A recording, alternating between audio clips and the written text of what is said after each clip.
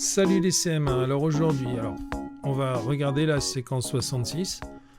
Cet exercice-là, je te mets la correction sur le site. Pareil pour ces trois exercices. Ok, donc tu auras les corrections. Si vraiment tu vois pas, si tu as eu du mal à le faire, n'hésite pas à m'envoyer un message, je te répondrai ou je ferai un petit point vidéo la semaine prochaine. Nous, on va regarder le numéro 4 et le numéro 5 en détail. Ok? Allez, c'est parti. Alors, on avait des opérations à trous à compléter. Alors, on va commencer par l'addition. Et on va faire comme si on était en train de faire l'addition. 1 plus 9, 10. Je pose le 0. Ça veut dire que j'ai placé une retenue. Là, il fallait bien penser, il y avait une retenue ici. D'accord? On cherchait ce qu'il y avait dans ce trou-là. On savait que 3 plus ça plus 1, ça faisait 9. 3 plus 1, on est déjà à 4. Pour arriver à 9, il nous fallait un 5. Ça marche? Pas de retenue.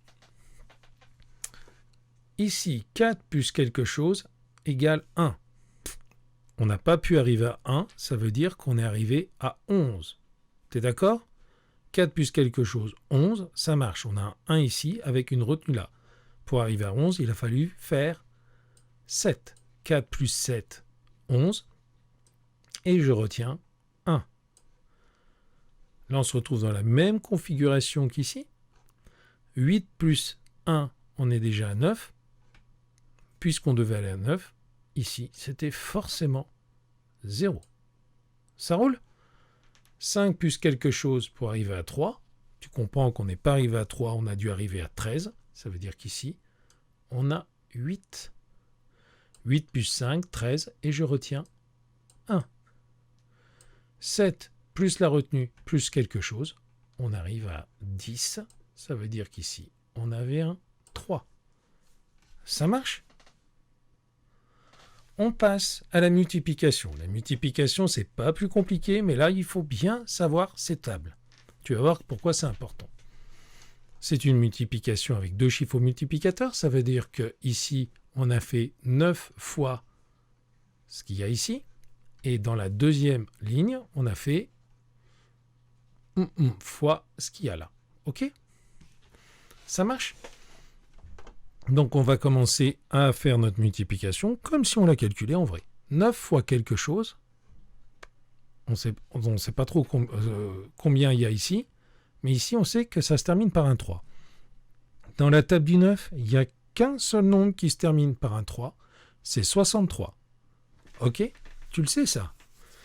9 fois 7, 63. Donc ici, on sait qu'on a le 7. 9 fois 7, 63, et donc une retenue de 6.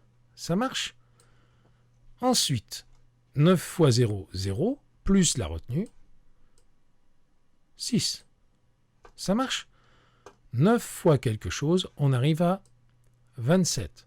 Eh bien, ce quelque chose, c'est forcément 3. 9 fois 3, 27. On a déjà trouvé le nombre du dessus. Ce 0-là, tu es d'accord? C'est le 0 qui nous sert à décaler d'un cran vers la gauche, parce que ici on va faire 307 multiplié par quelque chose qui se termine par 0, du coup, il y a le nombre qu'il y a ici. Donc là, c'est normal qu'il y ait le 0. Donc ce 9, il correspond à fois 7. Dans la table du 7, des nombres qui se terminent par 9, il n'y en a qu'un seul, c'est 49. 7 fois 7, même chose. Donc ici, on sait qu'on a un 7. 7 fois 7, 49, et je retiens 4. 7 fois 0, 0, plus 4, 4. Et enfin, 7 fois 3, 21. On n'avait plus qu'à faire l'addition. 3 plus 0, 3. 9 plus 6, 15. Et je retiens 1.